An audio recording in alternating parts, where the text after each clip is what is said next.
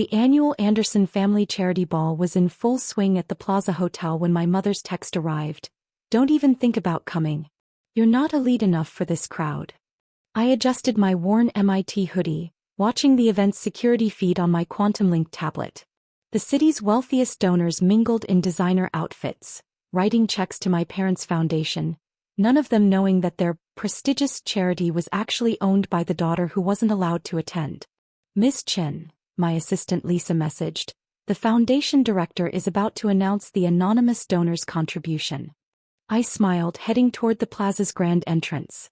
3 years of secret ownership, building the foundation's endowment through my quantum computing fortune while my family bragged about their exclusive donor network. Sarah.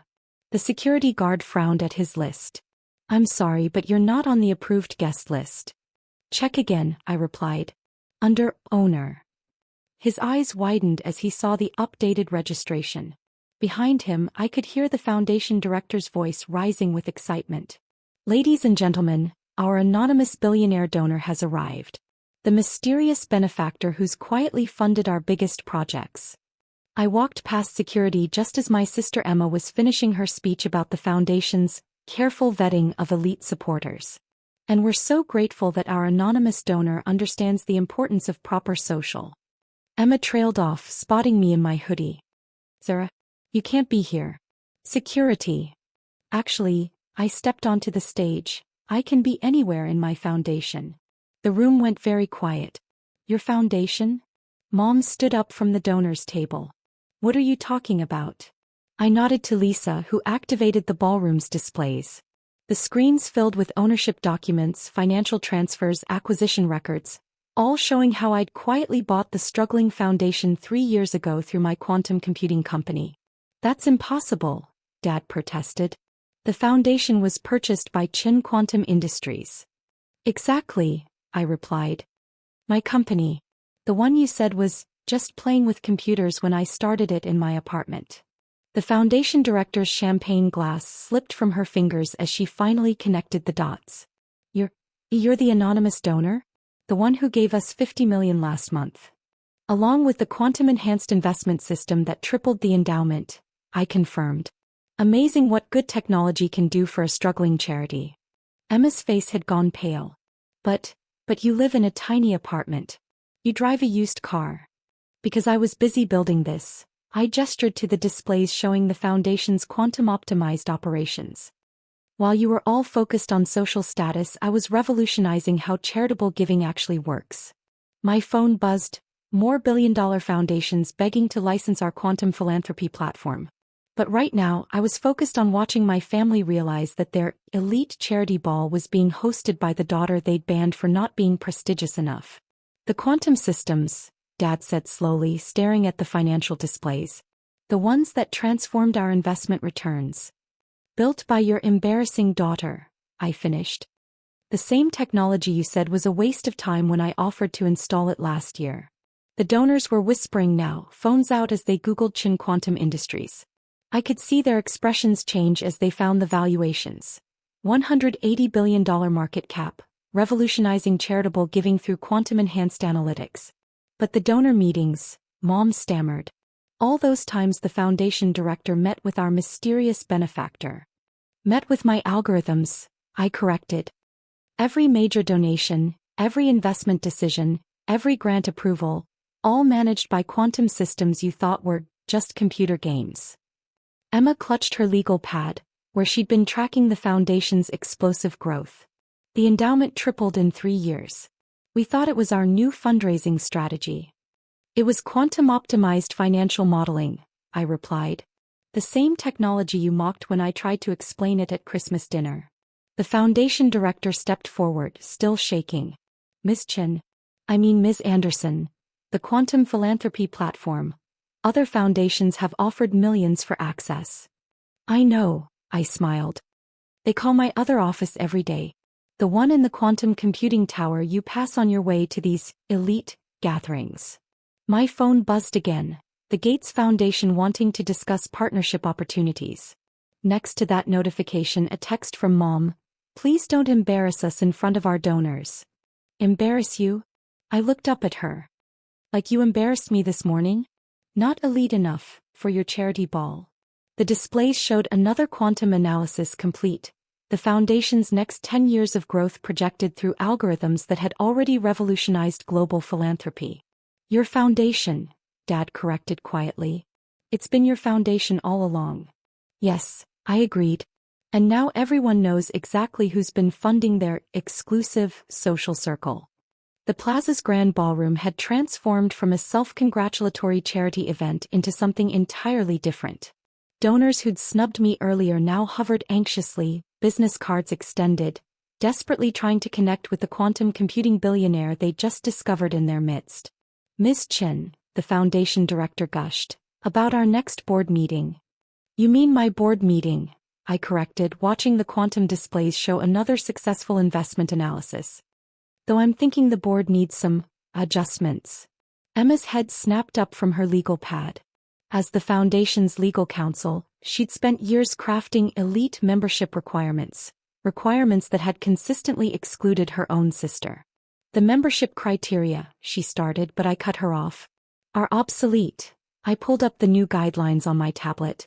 The foundation's future leadership will be chosen based on innovation and impact, not social status or country club memberships. Mom sank into a nearby chair, watching her carefully curated donor network dissolve as people rushed to align themselves with the quantum revolution in philanthropy. Sarah, Dad approached, still holding his speech about traditional charitable values. We didn't know. Didn't know what? That while you were hosting cocktail parties for elite donors, I was building technology that makes traditional philanthropy obsolete. That your embarrassing daughter was actually funding every project you bragged about. Lisa appeared with more updates. The Gates Foundation call is getting urgent. They want to discuss implementing our quantum platform globally.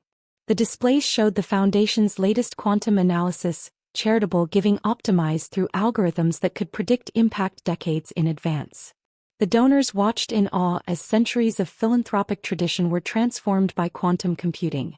The annual report, Emma said suddenly. It's going to press tomorrow. All those quotes about our prestigious donor network. Should be interesting, I smiled. Especially the part where you explain that your elite foundation is actually owned and operated by the sister you banned from tonight's ball. My phone buzzed, the Rockefeller Foundation now begging for access to our quantum philanthropy platform. Next to that notification, a message from Mom. Please don't dismantle everything we've built. Dismantle. I looked up at the quantum displays showing the foundation's future. I'm not dismantling anything. I'm evolving it. Traditional philanthropy, like traditional thinking, has to adapt or become irrelevant. The screens shifted to show our next initiative. A global network of quantum-enhanced charitable foundations, all running on my technology. The donors' phones buzzed simultaneously as their private foundations received invitations to join. Your social network, I told my parents, is about to be replaced by something much more powerful, a quantum network that optimizes charitable giving across the entire planet. Dad stared at his donor list, probably realizing how small his world of country club philanthropy had suddenly become. The foundation's name, Mom ventured quietly. The Anderson family tradition. Will be remembered as a stepping stone, I finished. A reminder that real impact doesn't come from elite social circles. It comes from the innovations they reject. Ms. Chen, a donor, called out old money, judging by his bespoke suit and carefully curated air of importance. Our family foundation has been doing things traditionally for generations. And how's that working out? I pulled up his foundation's performance metrics on the quantum display. Your impact ratio is 12%. With quantum optimization it could be 85%. The room shifted uncomfortably as more donor data appeared on screen, decades of inefficient giving exposed by quantum analysis. Emma frantically flipped through her legal pad, probably searching for privacy clauses that no longer mattered. The algorithms, Dad said slowly, they can predict charitable impact? Among other things, I nodded to Lisa, who activated another simulation. The screens filled with quantum-enhanced projections. Poverty rates, education outcomes, medical breakthroughs, all optimized through systems I'd built while my family focused on social status. That's why the endowment tripled, the foundation director whispered. All those perfect investment choices weren't choices at all, I finished. The quantum system analyzed millions of possibilities per second, optimizing every dollar for maximum impact. While you were all debating donor pedigrees at board meetings, the real decisions were being made by algorithms you thought were beneath your notice. My phone buzzed again, the United Nations Foundation now wanting to discuss global implementation. The Gates Foundation had doubled their partnership offer.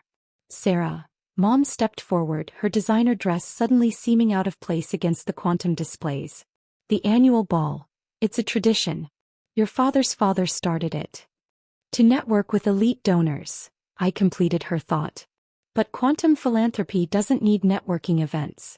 It needs computational power and innovative thinking, two things this foundation consistently rejected. The screens shifted again, showing the ball's entire budget redirected through quantum optimization. The resulting impact made several donors gasp.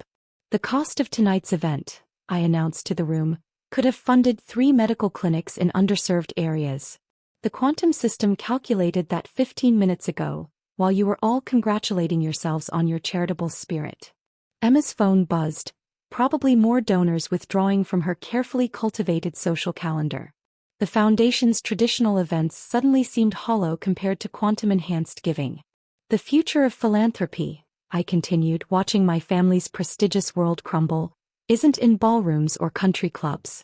It's in quantum computing, artificial intelligence, and technologies that maximize every charitable dollar. The displays pulsed with more analyses, each one a testament to what happens when you fund innovation instead of tradition. Dad stood beneath them, his donor list crushed in his hands, watching his philanthropic legacy transform into something he'd once rejected. The board meeting is tomorrow, Lisa reminded me. They'll want to know about the global quantum network. And the membership changes, I added, watching the last donors abandon their old allegiances for quantum possibilities. Time to show them what happens when you choose impact over exclusivity. The foundation's boardroom looked different from the quantum display's cool blue glow. Gone were the oil paintings of past chairmen, replaced by real-time impact metrics and global giving analytics. My parents and Emma sat across the massive table, their usual seats now feeling more like a witness stand than positions of power. As you can see, I gestured to the latest projections. Traditional foundation metrics are fundamentally flawed. The quantum system has identified. Sarah, Dad interrupted, his voice lacking its usual authority. About the donor ball guest list. Is irrelevant, I continued, pulling up new data.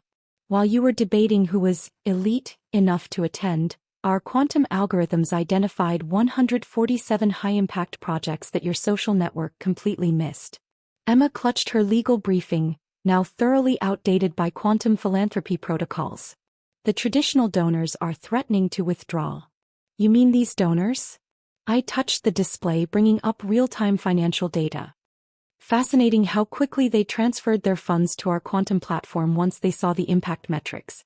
Almost like social status matters less than actual results. Mom's hand trembled around her coffee cup.